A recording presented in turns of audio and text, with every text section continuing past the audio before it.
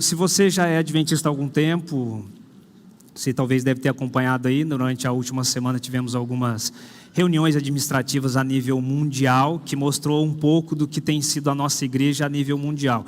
Fiquei muito feliz com o relatório final, mostrando o quanto o evangelho envolve eu, você, pessoas, contato. Não é só eu e Deus, não é só eu seguindo Deus, e isso é premissa importante, óbvio, mas o quanto o evangelho e a nossa igreja avançando tem esse envolvimento de pessoas, pessoas com pessoas, pessoas cuidando de pessoas, pessoas, como que eu posso dizer, pessoas suprindo pessoas, pessoas alimentando pessoas. Por exemplo, eu peguei lá alguns dados que eles passaram, ó, para você ver que interessante. O nosso sistema adventista de saúde é o segundo maior sistema do mundo. Somos o segundo maior sistema do mundo em atender pessoas. Segundo os cálculos, nós atendemos cerca de 30 milhões de pessoas todos os anos. Como? Fisicamente, emocionalmente. Atendemos essas pessoas para que elas possam em algum momento se abrir, para que aí como igreja, sem dúvida, possamos atendê-las espiritualmente também. Só para você ter uma ideia, estamos falando de saúde física, mas nós temos escolas espalhadas por aí. Uma das coisas que nós mais vemos por aí, por exemplo, com essa crescente de smartphone, celular, Apple, para cada loja da Apple que nós temos no mundo, só para você ter ideia, para cada loja da Apple que nós temos no mundo, e temos muitas, cada loja simboliza mais ou menos 18 escolas que nós temos espalhadas no mundo. Por quê? Porque nós também nos preocupamos com o evangelho a termos de educação, a termos de crescimento. É físico, é emocional, é espiritual. E as nossas escolas espalhadas pelo mundo estão levando de alguma forma muito especial o evangelho, onde está trazendo exatamente salvação para as pessoas. Para você ter uma ideia, você deve ver em muitos lugares, esquinas e por aí vai. Por exemplo, McDonald's, tem aquele M, né, quase uma estrela de Belém, onde você esteja no mundo, você vê aquele M, você sabe, eu sei exatamente o que tem ali. McDonald's, para cada McDonald's que a gente tem no mundo, a gente tem 4 igrejas. 4 igrejas. Você tem um McDonald's, você pode calcular que nós temos 4 igrejas inseridas ali. Nós servimos mais pessoas por ano, nós como igreja adventista, a gente serve mais pessoas por ano do que, presta atenção, Starbucks, a 7-Eleven, Subway e McDonald's, juntos. Você junta todos esses por ano que eles servem, quem eles servem, quantos eles servem. Nós, como igreja adventista, servimos mais pessoas por ano do que tudo isso. Por quê? Porque nós acreditamos que o evangelho é pessoa com pessoa, é escola, é hospital, é igreja. E dentro de cada um desse guarda-chuva nós vamos ter várias coisas, como temos aqui em nossa comunidade. E o evangelho ele vai se espalhando assim, cada vez mais. Porque assim, lembre-se, salvação, esse ato de salvar, de Jesus nos salvar, é pessoal, isso é individual. Isso é totalmente pessoal, é você e Deus, é esse relacionamento que você tem com você e com Deus, é particular, é pessoal. Agora o discipulado, a caminhada cristã, o que nós fazemos aqui nessa terra, não é individual, não é particular, não é pessoal, aí se torna coletivo, aí não depende mais de você e Deus, é você e Deus, mas agora é você e o próximo. Salvação, você e Deus. Agora, o discipulado que Jesus nos pediu para participar, o que Ele pediu para a gente fazer aqui nesse mundo, envolve eu, você, envolve o próximo. Essa nossa peregrinação espiritual, ela é comunitária. E ela não acontece se não for comunitária. Ela não acontece se não for coletiva. Você pode se esconder dentro de uma caverna, dentro de um vale, dentro de uma roça, dentro de uma fazenda. Você pode falar, quer saber, vou pegar meu filho e vou para os montes, quero contato com ninguém. Isso não é evangelho. O evangelho é comunitário, o evangelho é coletivo e nós somos chamados a participar exatamente desse tipo de evangelho. Na tradição bíblica, quando nós falamos principalmente do povo de Israel, nós vamos ver que absolutamente nada, com exceção da salvação, nada mais é individual. A gente vê isso na tradição bíblica, a gente vê isso no povo de Israel, a gente vê isso no discipulado. Lembre-se, o discipulado é viver com pessoas, viver para Deus. Nada vai ter sentido individual. Tudo coletivo, tudo eu, você, é o próximo. Por isso que a Bíblia vai trazer para mim e para você várias pérolas magníficas sobre o nosso relacionamento com o próximo. E é interessante que assim, o meu relacionamento entre você e Deus é individual, particular. Agora, o quanto esse tipo de relacionamento, eu, você, o próximo, vai afetar o relacionamento que nós temos com Deus. Por isso que assim, salvação, individual, Você e Deus, perfeitamente assim. Agora, a nossa vida de discipulado e como chegamos lá, isso sim, lembre-se, é a questão de relacionamento comunitário e coletivo. Os tipos de relacionamentos pessoais, assim, gente, não é que relacionamento pessoal é importante. Não é que é importante. É imprescindível. É necessário. Na escalada cristã de se chegar até Cristo, de conhecer a Cristo como é o amor dele, é imprescindível, ou seja, é totalmente necessário para mim e para você. Nós não alcançamos o que nós chamamos de pleno amor de Deus sozinhos, sem ajudar e sem ser ajudado. Essas coisas não perpassam por nós sem ajudar e exatamente sem ser ajudado. Então lembre-se, a nossa caminhada cristã ela é coletiva, ela é comunitária. E se nós não participamos ajudando e sendo ajudado, nós não vamos conhecer exatamente o que a Bíblia está querendo nos dizer. Por isso que assim, quero que você abra a sua Bíblia comigo. Gênesis capítulo 2. Gênesis 2. Lá no comecinho, olha só o que vai nos dizer.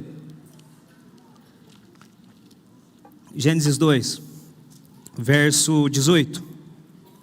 Diz assim: disse mais o Senhor Deus: não é bom que o homem esteja só. Far-lhe-ei uma auxiliadora que lhe seja idônea. Quem está falando que não é bom que o homem esteja só? Adão nem reclamou ainda. Adão está passando por um momento muito especial aqui, mas ele fala: não é bom esse homem ficar só. Agora sabe o que é interessante? O homem estava só. Ele tinha a presença de quem na vida dele? Deus. Mas o que Deus fala? Ele tem minha presença, mas ele ainda está só. E não é bom que esse homem esteja só. E aí o que Deus faz? Bem, vamos dar responsabilidade para esse homem. Aí ele chama Adão, e o que ele fala para Adão? Ele dá uma função para Adão. Verso 20, capítulo 2, verso 20. Deu nome o homem a todos os animais domésticos, às aves do céu, a todos os animais selváticos. Para o homem, todavia, não se achava uma auxiliadora que lhe fosse idônea. Olha só o que ele fala. Deus vai falar assim: Adão, dá nome nos bichos aí. E aí Adão vai dando. Bem, próximo. Esse aqui vai chamar vaca, esse aqui vai chamar boi. Passou, dei nome. Próximo, esse aqui vai chamar pata. O nome para o macho, vai pato, só muda o... Esse aqui é galo, esse aqui é galinha, esse aqui é cachorro, esse aqui é cadela. E foi passando. E aí chegou no momento, é como se Deus chegasse até... E aí Adão, como é que foi a divisão de nomes? Deu tudo certo, legal? Senhor, maravilhoso. Quanta espécie, quanto nome apareceu na minha cabeça aqui. Mas tem um detalhe. Eu percebi que todos que vinham para mim dar nome, vinham de dois em dois, de seres iguais. Eu percebi que eles eram iguais, eles tinham as mesmas patas, o mesmo tipo de orelha, a mesma estrutura corporal, as aves, os animais. E eu comecei a perceber que assim, quando eu olhei para todos que estão aqui comigo, não tem ninguém igual a mim. Não tem ninguém que tem esses 2 braços, 2 pernas. Não tem ninguém que fica aqui comigo. Não tem ninguém que sente o que eu estou sentindo. Não tem ninguém assim que fale do jeito que eu estou falando aqui. O pato falou de um jeito, a vaca de outro, eu nem entendi. Mas eu senti falta de alguém que fosse exatamente igual a mim. E é interessante que nessa história...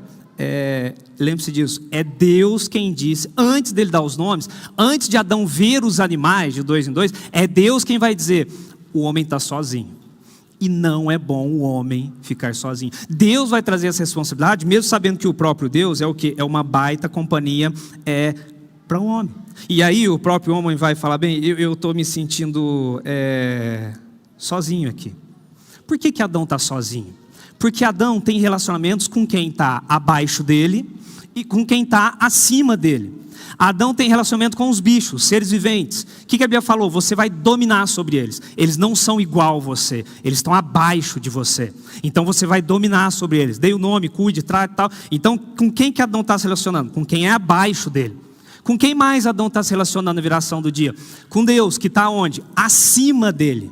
Agora do lado, igual, do mesmo jeito, que passa, digamos assim, as mesmas dores, aí Adão não está conseguindo exatamente se relacionar com ninguém aqui. Adão se relaciona com a parte de baixo, com a parte de cima, mas a parte do lado, não. E aí Adão vai reclamar: Deus, eu não achei ninguém assim para me relacionar. Tem ninguém para a gente. E você imagina numa outra narrativa que Deus poderia falar assim: ei, como assim ninguém? E eu? Eu não sou o bastante para você? Não adianta se relacionar comigo? O fato de eu vir aqui todos os dias conversar com você, isso é superficial? Já não está bom eu? Senhor, é que assim, com o Senhor eu relaciono com quem está acima, com os bichos quem está abaixo. Agora, na mesma escala minha, eu não estou me relacionando com ninguém, porque aparentemente não tem ninguém aqui. Ellen White, no livro Patriarcas e Profetas, ela diz assim: Eva foi criada de uma costela tirada do lado de Adão, significando que ela não devia governar sobre ele como cabeça, nem ser pisada por ele como inferior, mas estar ao seu lado como igual.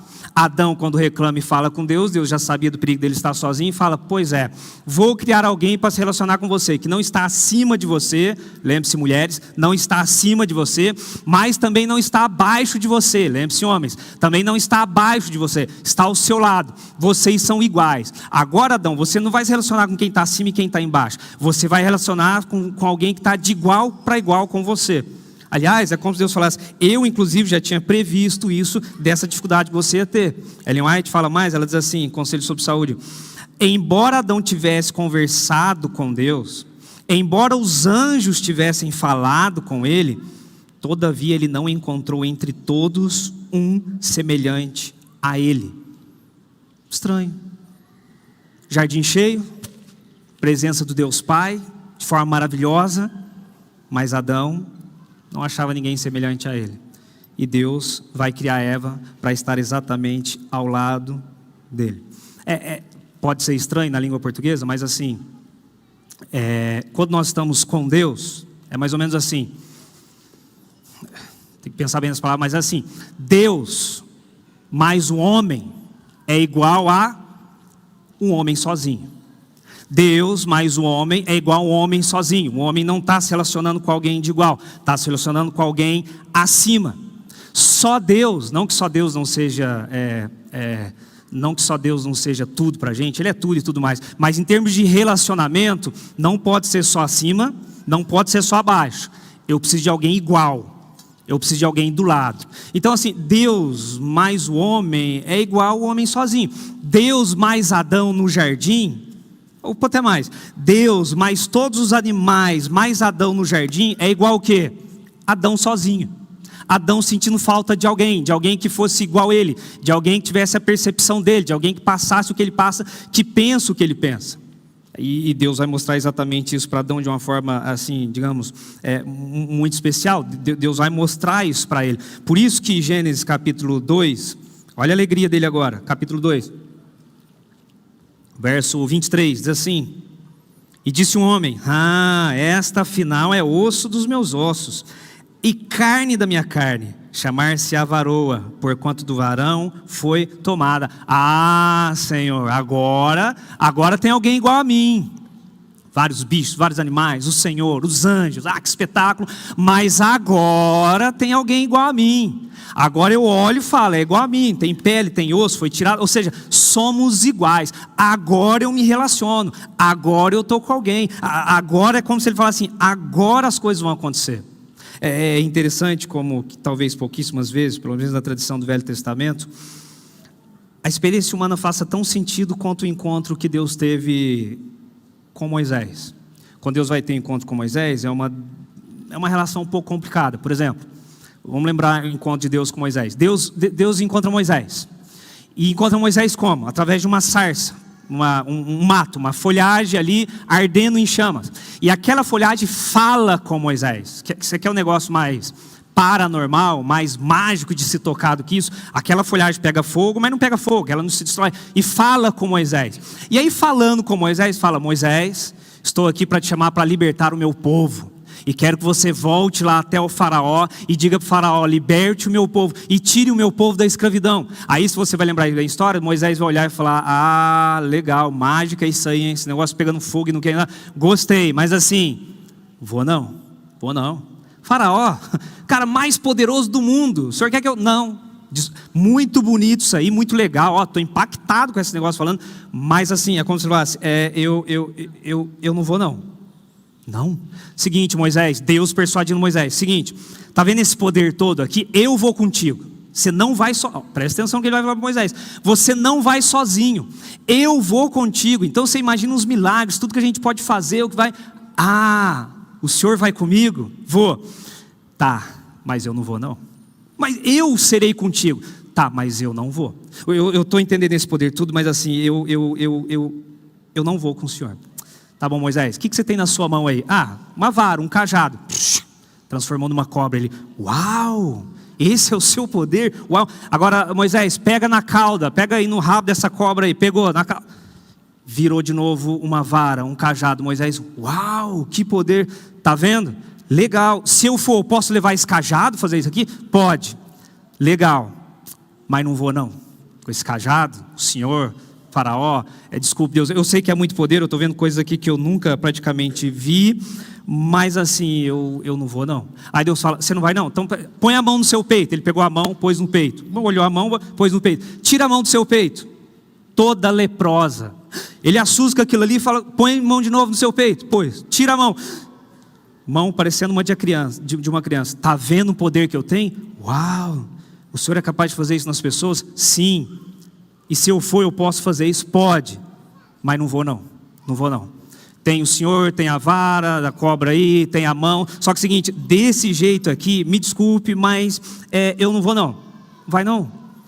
E imagina Deus persuadindo Moisés. Joga água no chão aí. Água no chão. Olha o que ela se transformou. Uau. Rápido, hein? Pois é, esse tipo de poder você vai levar. Eu posso levar esse tipo de poder? Mas também não vou não. Com esse tipo de poder, o Senhor me desculpe, mas assim, eu não vou não. Aí você imagina, Deus já estava pilhado, Velho Testamento com Moisés. O que o cara mais quer para ir? Aí Deus falou, então é o seguinte, além disso tudo, eu vou mandar você com o seu irmão Arão. Ah, Arão vai comigo? Vai. O seu irmão Arão, ele vai comigo? Vai. Ah, agora eu vou. Agora eu vou. Aí você imagina que numa percepção de fala humana, é como se Deus falasse, ué, engraçado, né? Com Arão você vai, comigo você não vai. Com Arão que tem nada demais, não sabe fazer um poderzinho, você vai. Agora que um cajado que se transforma em cobra e vice-versa, você não vai. Com uma mão ressequida que eu posso fazer, você não vai. Por que com Arão você vai? E comigo você não vai? Só que essa não é a indagação de Deus. Essa não podia ser a minha, a sua, seu argumento para falar com Moisés, mas não é o que Deus vai falar com Moisés. E se falar, seria como se Moisés falasse assim, claro, Senhor, porque agora eu estou indo com igual a eu. Agora eu estou indo com apoio igual a eu.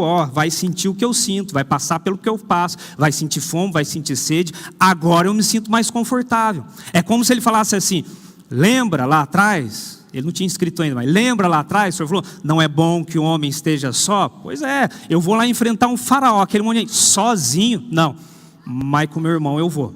Com meu irmão eu vou. E ele dá seguimento exatamente ao que ele vai fazer, e vai com Arão, e é como se ele falasse assim, é que eu preciso de um parceiro, preciso de um parça, preciso de um companheiro, sozinho não dá. E aí quando você vai para o Novo Testamento, você vai ver que Deus vai chamar e vai dividir as pessoas a pregar o Evangelho como? De 2 em 2. Ele não manda ninguém sozinho. Ele vai falando só, vocês precisam se relacionar, vocês precisam ter relacionamento. Paulo, você não vai sozinho.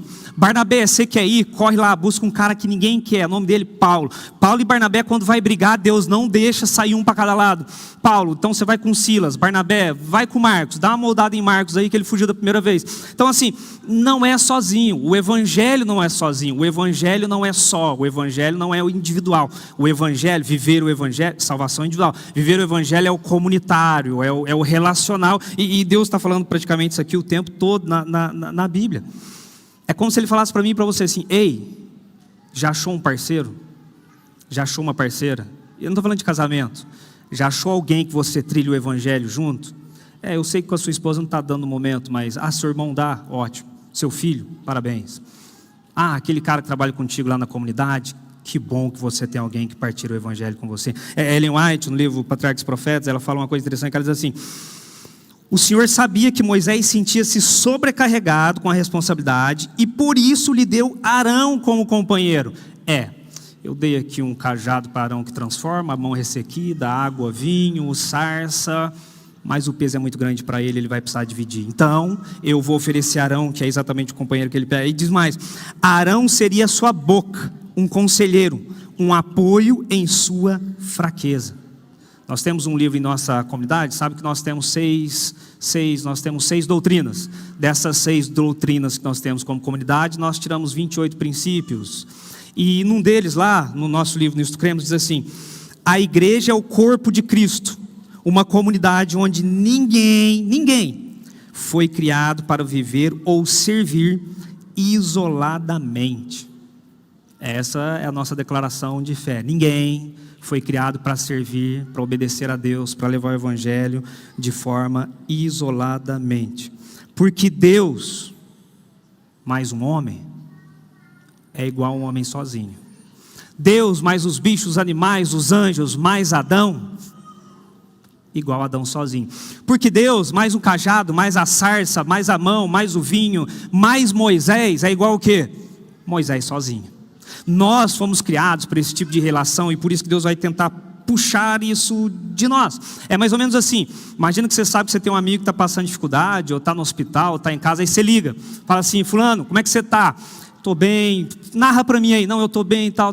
Ah, legal, então é o seguinte, que Deus te abençoe e fique com Deus. Aí você desliga, você é o doente e fala: ah, fica com Deus. Fica sozinho, né? Só na ligação, porque aqui ninguém vem. Aqui ninguém está. Esse fica com Deus é meio que fica sozinho. Bom, sabe, aí pelo telefone e tudo mais. Por quê?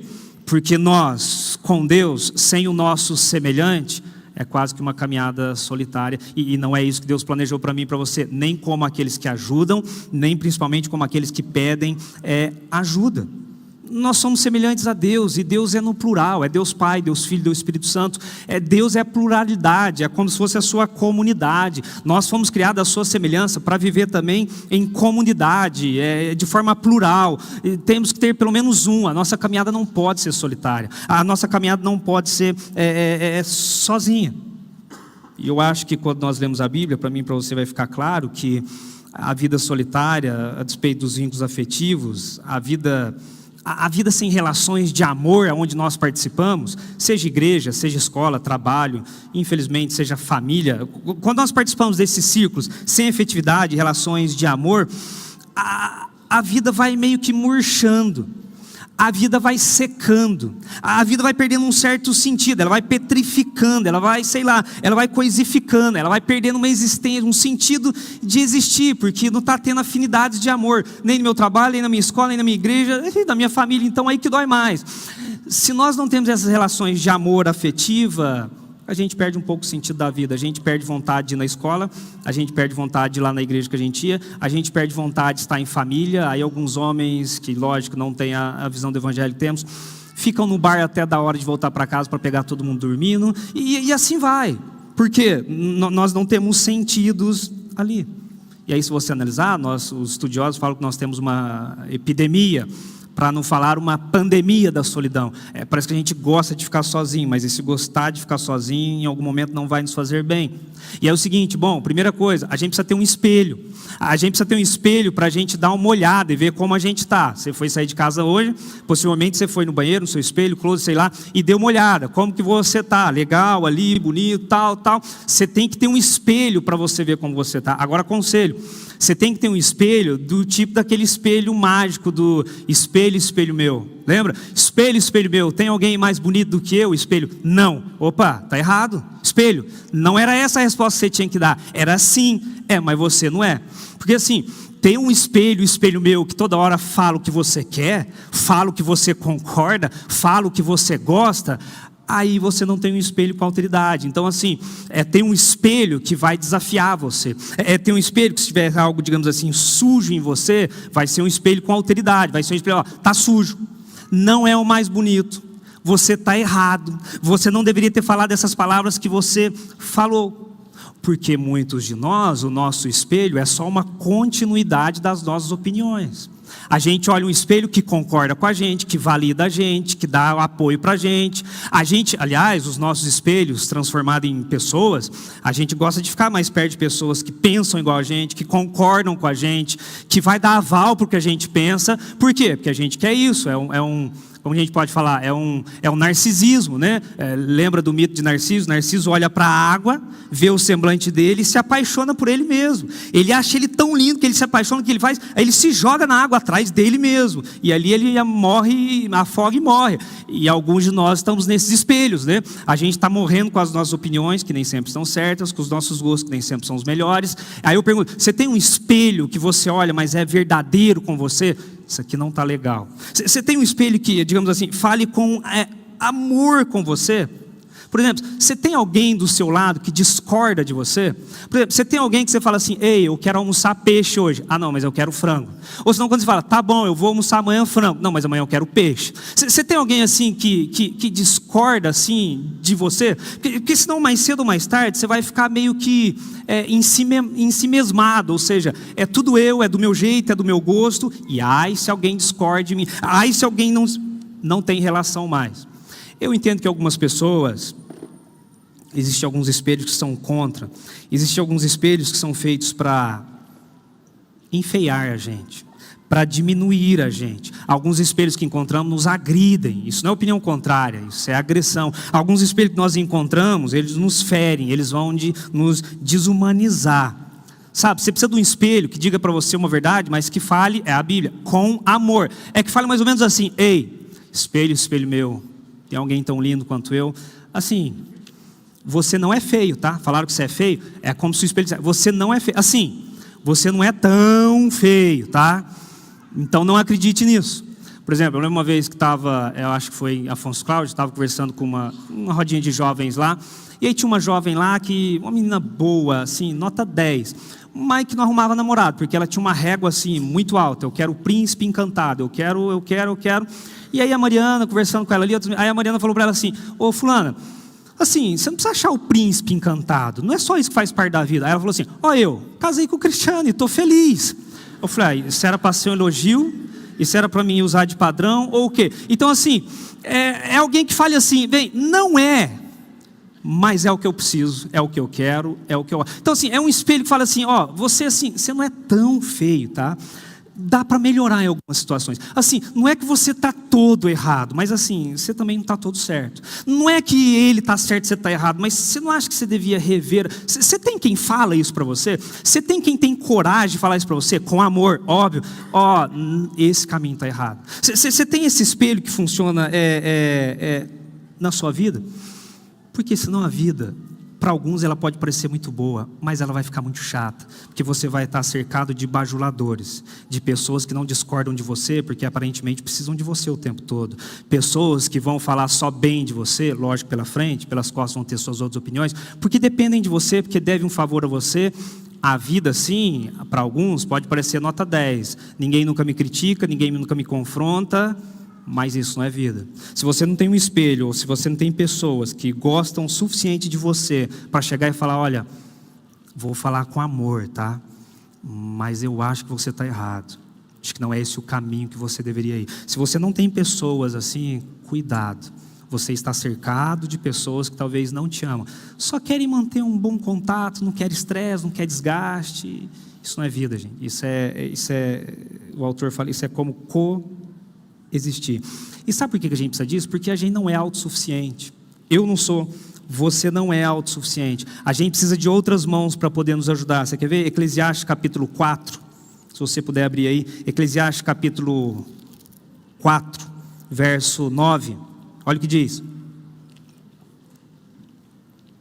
Melhor é serem dois do que um, porque tem melhor paga do seu trabalho. Melhor é serem dois do que um. Já vai falar assim, melhor ser dois do que um. Quando um está com frio, como é que esquenta sozinho se não tem outro? Aqui não está falando só de casamento, tá? Também não vai ficar maldando a Bíblia, tá? Então assim, imagina os caras lá no Polo Norte, lá, dormindo. Você acha que dorme como? Um em cada cama? É frio. Então assim, é melhor serem dois, a Bíblia já falava. Um vai dar apoio para o outro. Você, Moisés, quando estiver na sua caminhada, cansado, esgotado, vai olhar para o lado e vai ver outro cansado, esgotado, que não dá ordem, que não é superior, mas que também não é inferior. É um de você. E aí você vai saber que pode chegar em algum lugar. É Deus mostrando exatamente isso aqui para Moisés, para que Moisés consiga chegar em algum lugar. A Bíblia já falava, o cordão de 3 dobras não rompe com facilidade. Quais são as 3 dobras? Uma é Deus, outra é você, e a outra é o outro. Seja sua esposa, seu filho, quem você tem sua caminhada evangélica, espiritual, um cordão de 3 dobras. A gente fala isso muito para casais. Tem casal que está casado só em 2, marido e mulher. Vai romper facilmente. Se não tiver esse cordão Deus, vai romper facilmente. Bem, essa é a visão de que nós precisamos de outras mãos para que a gente possa dar conta da vida. Você não é autossuficiente. Você pode ter o que você imagina que você tem, você pode ter seu futuro garantido. Lembre-se, você não é autossuficiente. Você precisa de outras mãos para te ajudar a chegar em algum lugar. Esses somos nós. E Deus criou nós exatamente assim. E sabe qual é a maturidade da gente de entender isso, de pedir ajuda? É que a gente vai falar assim: ei, eu não consigo dar conta disso aqui sozinho. Você pode me ajudar? Ei, eu preciso de ajuda. Ei, eu preciso que você cuide de mim. Eu preciso que você intervenha porque eu não tô dando conta de fazer isso. Às vezes para nós é vergonhoso, né? Ano passado eu recebi alguém na minha casa, eu lembro direitinho quando a pessoa sentou, acho que ela está até aqui, a pessoa sentou, a primeira coisa que ela falou assim: pastor, a primeira coisa que eu queria te dizer, eu nunca imaginei na minha vida que eu sentaria em frente a alguém para pedir ajuda. Pois é, somos assim, a gente acha que é autossuficiente, a gente acha que não precisa de um espelho que não discorde da gente, a gente acha que não precisa de um espelho do que vai falar assim, ó, vai para lá, vem para lá. A gente acha que não precisa de uma opinião de quem está de fora, e por sinal, na maioria das vezes está vendo melhor. Deus nos criou exatamente para ser assim. Aí você encontra algumas pessoas, você fala: precisa de ajuda? Não, eu resolvo. Você precisa entender melhor esse texto? Não, já entendi, tá? Para mim isso aqui já está suficiente, eu não preciso de nada, não. Não é verdade.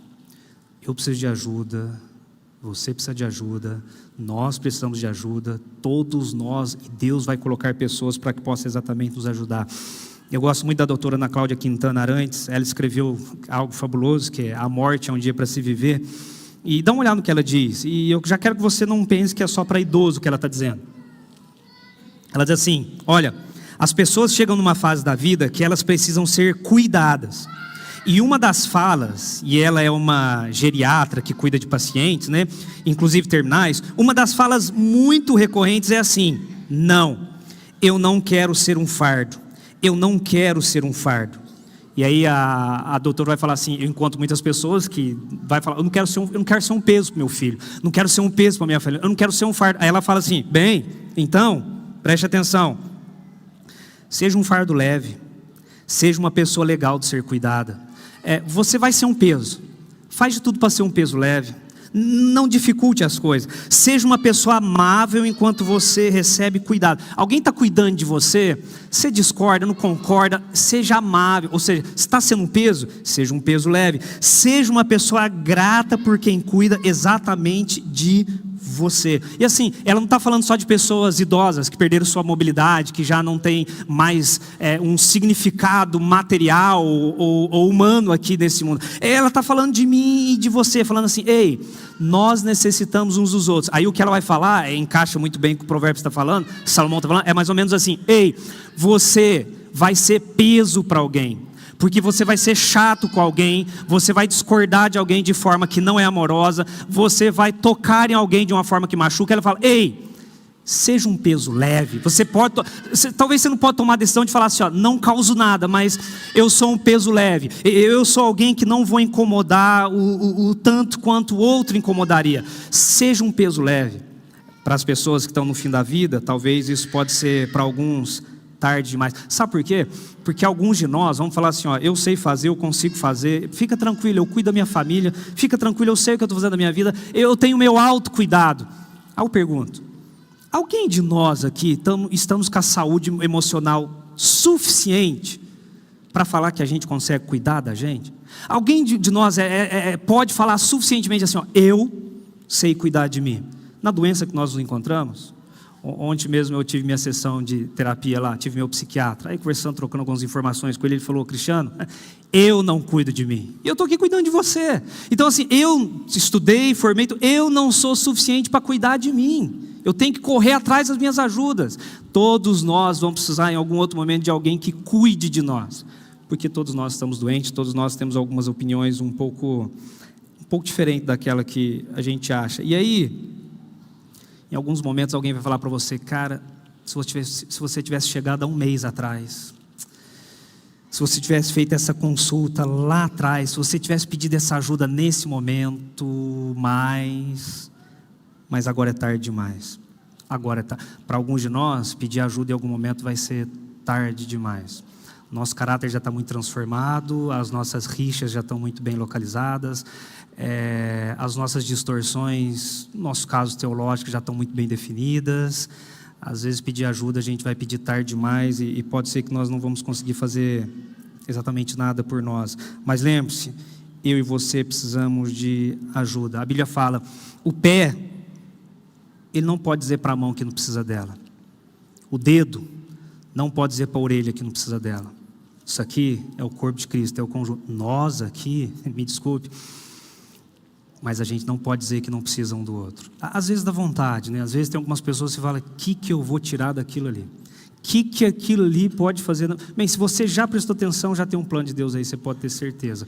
Ou vai te ajudar, ou é você que ajuda. Bem, eu acho que já falei o suficiente e peço para você que cuide da sua vida e deixe outras pessoas poderem cuidar de você também. Comecei falando da igreja, do quanto nós crescemos em escola, em hospitais, em igrejas, porque tudo isso é o quê? Cuidado com o próximo, é cuidar do outro. Tudo isso é cuidar do outro, é mostrar que o nosso evangelho, aquilo que nós pregamos, como diz o nosso próprio livro Nisto Cremos, é algo que não é solitário, não é individual, faz parte eu e você, é essa relação que nós temos. Agora eu pergunto, o que sobre esses dados, inclusive, o que você passa no dia a dia, eu falo de você que pertence aqui, que é adventista, o que? Tantas igrejas pregando o evangelho por aí, o que a gente talvez pode ter de tão diferente assim para acolher as pessoas? Para amar as pessoas. O que nós podemos ter de tão diferente que nós entregamos o evangelho de uma forma social? Bem, o fato de sermos tão diferentes, mas vivermos em amor.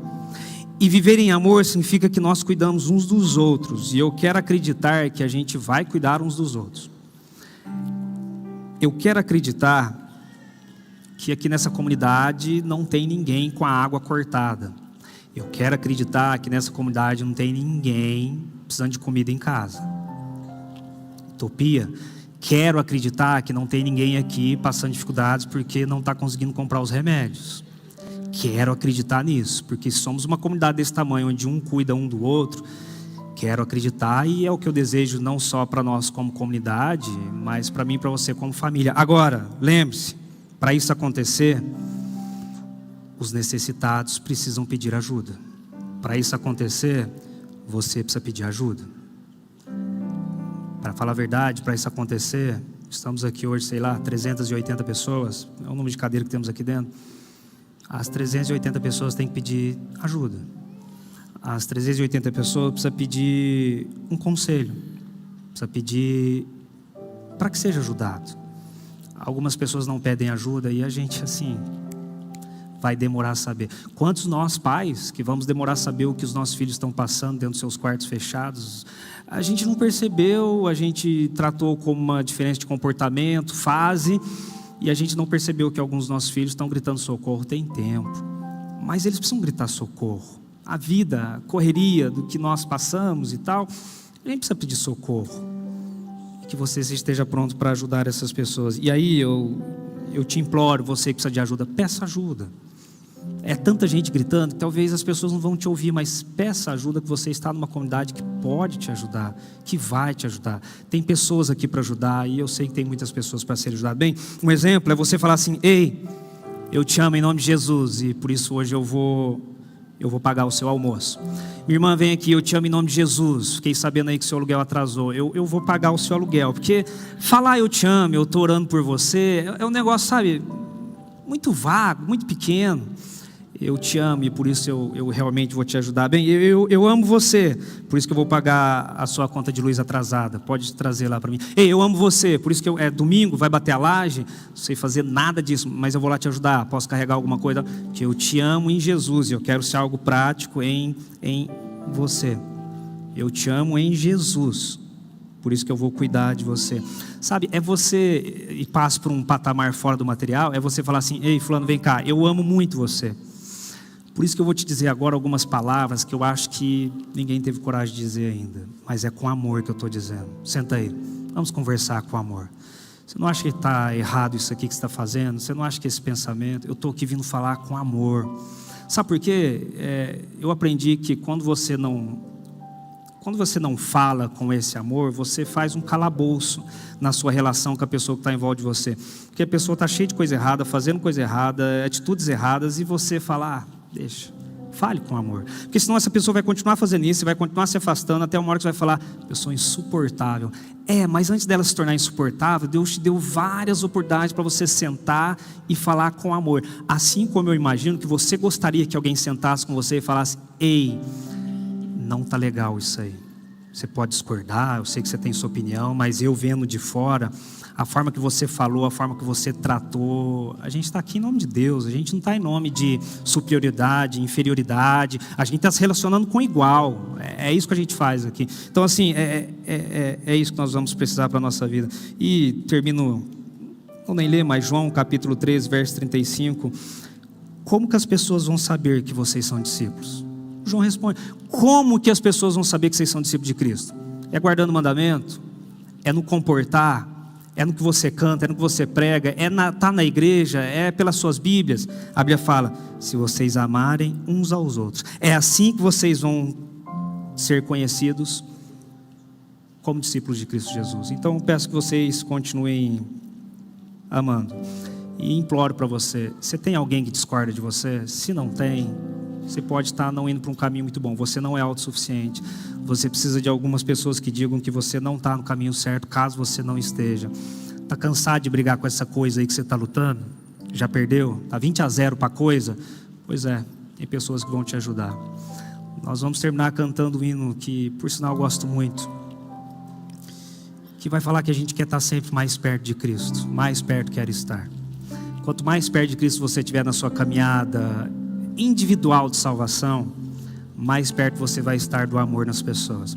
Sabe, se você fala que está com Jesus, com Deus, e não ama o seu próximo, não fala com amor, me desculpe, você não está perto de Deus nem de Jesus, e precisa corrigir essa rota, alguma coisa precisa ser feita. Nós vamos louvar juntos agora o nosso Deus, e que esse louvor seja para você um louvor de falar, eu quero estar perto do Senhor, para poder ter certeza que eu estou perto do meu próximo e poder ajudá-lo, ou em algum momento eu tenho certeza que eu posso pedir ajuda também. Vamos juntos louvar o nosso Deus.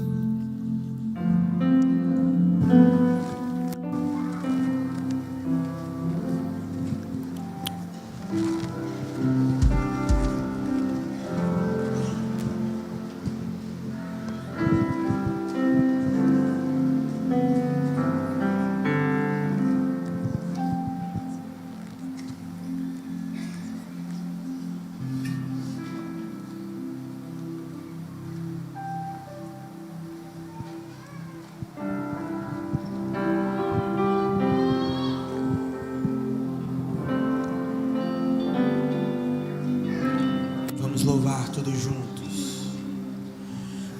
Mais perto quero estar, meu Deus, de ti, ainda que seja dor que me una a ti.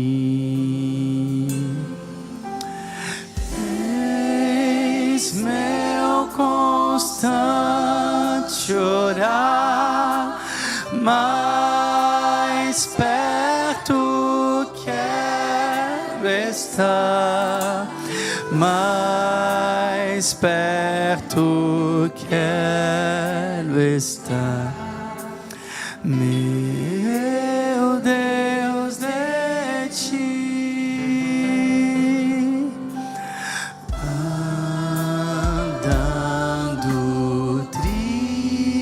Aqui na solidão, paz e descanso a mim, teus braços dão.